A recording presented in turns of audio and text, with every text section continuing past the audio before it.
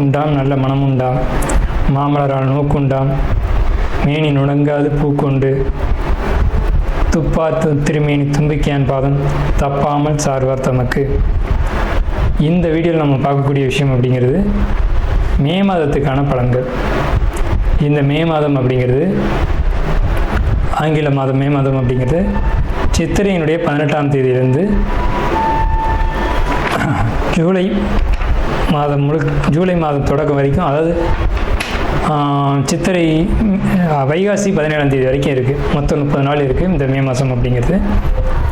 இந்த 30 நாளுக்குமான பலன்கள் அப்படிங்கிறது என்ன, 12 ராசிக்கும் அப்படிங்கிறத நம்ம பார்க்குறோம். முதல்ல இந்த சித்திரையினுடைய விசேஷங்கள் என்ன அப்படிங்கிறத பார்ப்போம். சித்திரை மாதம் அப்படிங்கிறது சித்ரா பௌர்ணமி அப்படிங்கிறது ரொம்ப தவிர்க்க முடியாத ஒரு விஷயம். சித்ரா பௌர்ணமி அப்படிங்கிறது சித்திரை 17 வருது. சித்திரை 17 அப்படின்னு எடுத்துக்கிட்டிங்கன்னா சித்திரை 18 வரைக்குமே பௌர்ணமி இருக்கும். சித்திரை 18 தான் மே மாதத்தினுடைய முதல் நாள். அப்போ இந்த மே மாதம் தொடங்கிறது சித்ரா பௌர்ணமியில் தான் தொடங்குது. ஸோ இந்த மே மாதம் மிகுந்த சிறப்பு வாய்ந்த மாதம் அப்படிங்கிறத நம்ம தெரிஞ்சுக்கணும். இந்த மாதத்தினுடைய கிரக நிலைகள் அப்படிங்கிறது ரொம்ப ரொம்ப ரொம்ப விசேஷமாக இருக்குது. என்ன விசேஷமாக இருக்குது அப்படின்னு கேட்டிங்கன்னா, மேஷத்தில் வழக்கம் போல் எல்லா சித்திரை மாதத்திலும் சூரியன் உச்சமாக தான் இருப்பார். ஆனால் இந்த வருடம் மட்டும் செவ்வாய் ஆட்சி பலம் கொண்டு அதே வீட்டில் இருக்கார்.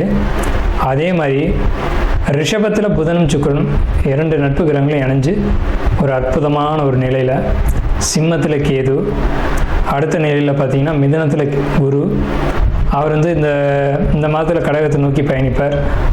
அதே மாதிரி கும்பத்தில் ராகு, மீனத்தில் சனி. இந்த மாதிரியான விசேஷம் கொண்ட ஒரு கிரக அமைப்புகள் இந்த மே மாதத்தில் அமைஞ்சிருக்குது அப்படிங்கிறது 12 ராசிக்குமே ரொம்ப ரொம்ப ரொம்ப சிறப்பான பலன்களை கொடுக்க இருக்குது. என்ன அப்படின்னு கேட்டிங்கன்னா, 2 சுப கிரகங்கள் அதாவது ஒரு சுப ராசியில், ரிஷபம் அப்படின்றது விசேஷமான ராசி, அங்கே புதனும் சுக்கிரனும் இணைஞ்ச மாதிரி ஒரு மாதம் பிறகுது அப்படின்னாலே அது விசேஷம்தான். சரி, என்ன மாதிரியான நல்ல பலன்கள் நடக்கும் அப்படிங்கிறத நம்ம பார்ப்போம். இந்த சித்ரா பௌர்ணமியினுடைய விசேஷங்கள் என்ன அப்படின்னு பார்த்தீங்கன்னா, சித்ரா பௌர்ணமி அன்னைக்கு தான் சித்திரகுப்தனுடைய வழிபாடு நடக்கும். சித்திரகுப்தன் அப்படிங்கிறது யாருன்னு கேட்டிங்கன்னா, யமனுடைய பிஏ, அதாவது அசிஸ்டண்ட். இவர் தான் பாவ புண்ணிய கர்மா கணக்குகளை கையில் வச்சக்கூடியவர். ஸோ இவரை வழிபடக்கூடிய நாள் தான் சித்ரா பௌர்ணமி. அது மட்டும் இல்லாது ஒவ்வொரு குடும்பத்திலையும் அந்த குடும்பத்தினுடைய கன்னி தெய்வங்களை வழிபாடு பண்ணக்கூடிய மாதம்தான் சித்ரா பௌர்ணமி. சித்ரா பௌர்ணமி என்று விசேஷமாக அவங்கவுங்க குடும்பத்தில் கன்னி தெய்வங்களை எடுத்து வழிபாடு பண்ணுவாங்க. நம்ம வேணால் கன்னி தெய்வங்களுடைய வழிபாடு எப்படி அப்படிங்கிறது ஒரு தனி வீடியோவை கூட கொடுப்போம். ஸோ கன்னி தெய்வ வழிபாடு அப்படிங்கிறது ரொம்ப விசேஷமானதும் கூட, முக்கியத்துவம் வாய்ந்ததும் கூட. இதில் சித்திரகுப்தனுடைய வழிபாடு ரொம்ப ஒரு அவசியமான விஷயம். அதே மாதிரி திருவண்ணாமலை கிரிவலம், அவரவருடைய குலதெய்வ வழிபாடு. இதில் ரொம்ப குறிப்பிட்டு பேசணும் அப்படின்னா அன்னதானம் கொடுக்கறது. இந்த சித்திரை மாதத்தினுடைய ஒரு உக்கிரமான காலகட்டத்தில் அன்னதானம் கொடுக்கறத காட்டிலும் நீர்மோர் கொடுக்கறது, தாகத்துக்கு தண்ணீர் கொடுக்கறது, இதெல்லாம் ரொம்ப ரொம்ப விசேஷம். ஸோ அவங்க வயிறு குளிர்றது போல், மனம் குளிர்றது போல் உங்களுக்கு கர்மா தீர்க்கப்படும் அப்படிங்கிறது முக்கியமான விசேஷம். ஸோ இது முக்கியமான விஷயம். அதே மாதிரி இந்த சித்திரை மாதத்தில் கத்திரி வெயில் அப்படிங்கிறது மே மாதம் 4ஆம் தேதி அன்னைக்கு மே 28 வரைக்கும் இருக்கும். இந்த 25 நாட்களும் மக்கள் அதிகப்படியாக யாரும் வெளியில் வராமலும் சில விஷயங்களை தவிர்த்துக்கவும் வேணும். சிம்ம ராசி அன்பர்களுக்கு மே மாத பலன்கள். இந்த மே மாதத்தில் சிம்ம ராசிக்காரங்களுக்கு ஒரு மந்தமான சூழ்நிலை காணப்படும். 2வது விஷயம் பார்த்திங்க அப்படின்னா, வாழ்க்கை துணை அப்படின்றதுனால சில கசப்பான சம்பவங்களை வாழ்க்கையில் சந்திக்க வேண்டிய நேரம் எது அப்படின்னு கேட்டிங்கன்னா இந்த மே மாதம் அப்படின்னு தான் சொல்லணும்.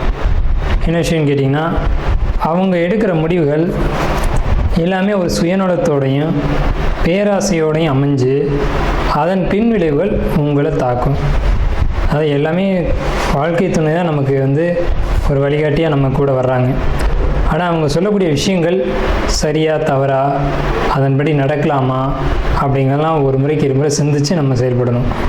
வருமானம் பொருளாதாரம் பொறுத்த வரைக்கும் உங்களுக்கு சிறப்பு தான். அதில் எந்த ஒரு குறைபாடுகளும் வரவே வராது. வருமானம் பொருளாதாரம் நிறைவாக இருக்கும். சொல்லப்போனால் அதிகமான வருமானங்கள் பொருளாதாரங்கள் இருக்கும்.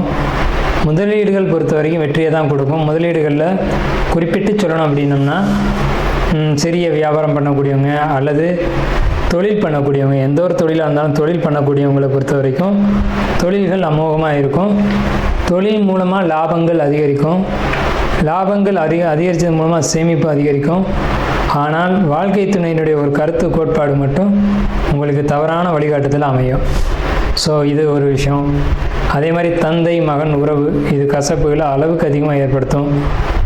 தந்தை உடனான உறவு மட்டும் இல்லாமல் வாக்குவாதங்கள், அதே மாதிரி சொத்து தகராறுகள், தந்தைக்கிட்டேருந்து வர வேண்டிய சொத்துக்கள் வராமல் போகிறது, அதில் ஏதேனும் வம்பு வழக்குகள் வர்றது, இந்த மாதிரியான சூழல்கள் உங்களுக்கு காணப்படும்.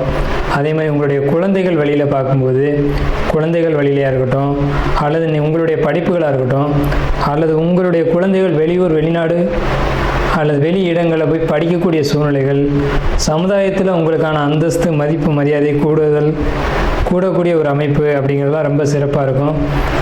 உங்களுக்கு பயணங்கள் நிச்சயமாக உண்டு. பயணங்கள் பொறுத்த வரைக்கும் என்ன பயணங்கள்னு கேட்டிங்கன்னா, வெளியூர் வெளிநாடு பயணங்கள், அதே மாதிரி கல்ஃப் கண்ட்ரி குறிப்பாக அந்த மாதிரி போகக்கூடிய அமைப்புகள் நிச்சயமாக இருக்குது. நீண்ட நாளாக முயற்சி பண்ணிகிட்ருக்கீங்க அப்படின்னா அந்த முயற்சி இப்போ சக்ஸஸ் ஆகும். அந்த முயற்சி எடுங்க, கண்டிப்பாக சக்ஸஸ் ஆகும். அதன் மூலம் வருமானம் பொருளாதாரம் இதெல்லாம் அளவுக்கு அதிகமாக உயரும். குறிப்பாக ஐடி துறை சம்மந்தப்பட்டு நீங்கள் ட்ரை பண்ணீங்க அப்படின்னா அது நிச்சயமாக நல்லாயிருக்கும். இயந்திரம், கட்டுமானம், பொறியியல் இது சம்மந்தப்பட்டவங்களுக்கு ரொம்ப சிறப்பாக இருக்குது. இது சார்ந்து நீங்கள் ஜாபோ தொழிலோ இது மாதிரி தேடினீங்க அப்படின்னா, அதுவும் வெளியூர் வெளிநாடு சம்மந்தப்பட்டு தேடினீங்க அப்படின்னா நிச்சயமான முறையில் அது உங்களுக்கு ஒரு வெற்றியை கொடுக்க தான் செய்யும். அதில் ஒரு இடர்பாடுகள் அப்படிங்கிறது இல்லை. அதே சமயத்தில் உங்களுடைய கோபங்கள் அப்படிங்கிறத நீங்கள் குறைச்சிக்கணும். தலைக்கணம் அப்படிங்கிறத குறைச்சிக்கணும்.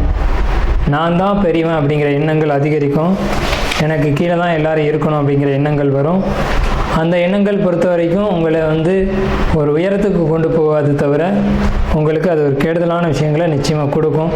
அப்படிங்கிறத மனசில் வச்சுக்கிட்டு நீங்கள் சரியான பாதையில் போகணும் அப்படின்னா, பொதுவாகவே சிம்மராசிக்காரங்க நேர்மையாகவும் நியாயமாகவும் நடந்தக்கூடியவங்க. மற்றவங்க கருத்துக்கு முக்கியத்துவம் கொடுக்காம உங்கள் மனசாட்சிப்படி நீங்கள் நடந்துக்கிட்டீங்கன்னாவே போதுமானது. ஸோ அதுதான் சிம்மராசிக்கு ரொம்ப முக்கியமான விஷயம். இந்த மே மாத காலகட்டத்தில் பார்த்தீங்க அப்படின்னா ரொம்ப எந்த ஒரு விஷயத்தையும் நுட்பமாக யோசிப்பீங்க, நுட்பமாக சிந்திப்பீங்க. அதன் மூலம் வெற்றி கிடைக்கும். உங்களுடைய மனசாட்சிப்படி நடப்பீங்க. அதுதான் நல்லது அப்படிங்கிற ஒரு அமைப்பு இந்த மாதத்தில் இருக்குது. மற்றபடி கிரக நிலைகள், மாத கிரகங்கள், வருட கிரகங்கள் அப்படின்னு பார்க்கும்போது கிரக நிலைகள் உங்களுக்கு சாதகமான ஒரு அமைப்பில் அமைஞ்சிருக்கு. அதை பயன்படுத்தி வாழ்த்தி அமைகிறோம். நாம் இதுவரைக்கும் பார்த்த ராசி பலன்கள் எல்லாமே பொதுவான ராசி பலன்கள் தான், 12 ராசிக்குமே. இப்போது உங்களுடைய தனிப்பட்ட பிறப்பு ஜாதகம் அப்படிங்கிறது உங்கள் ஜாதகத்தில் தனிப்பட்ட பலன்களை கையில் வச்சுருக்கோம். உங்களுக்கு ஜோதிடம் சம்பந்தமான சந்தேகங்கள் இருந்தாலும் சரி, அல்லது ஜோதிடம் பார்க்கணும் அப்படின்ற எண்ணங்கள் இருந்தாலும் சரி, இல்லை ஜோதிடத்தில் சந்தேகம் இருக்குன்னு நீங்கள் நினச்சாலும் சரி, நம்ம நம்பர் கீழே ஸ்க்ரீனில் தெரியுது. அந்த நம்பருக்கு காண்டாக்ட் பண்ணி நீங்கள் எந்த நேரத்தில் வேணாலும் நம்மக்கிட்ட பேசலாம். இல்லை ஜாதகம் பார்க்கணும் அப்படின்னாலும் நீங்கள் அப்பாயின்மெண்ட் வாங்கிட்டு எப்போ வேணாலும் நம்மளை காண்டாக்ட் பண்ணி ஜாதகம் பார்த்துக்கலாம். நன்றியும் வாழ்த்துக்களும். வாழ்க வளமுடன்.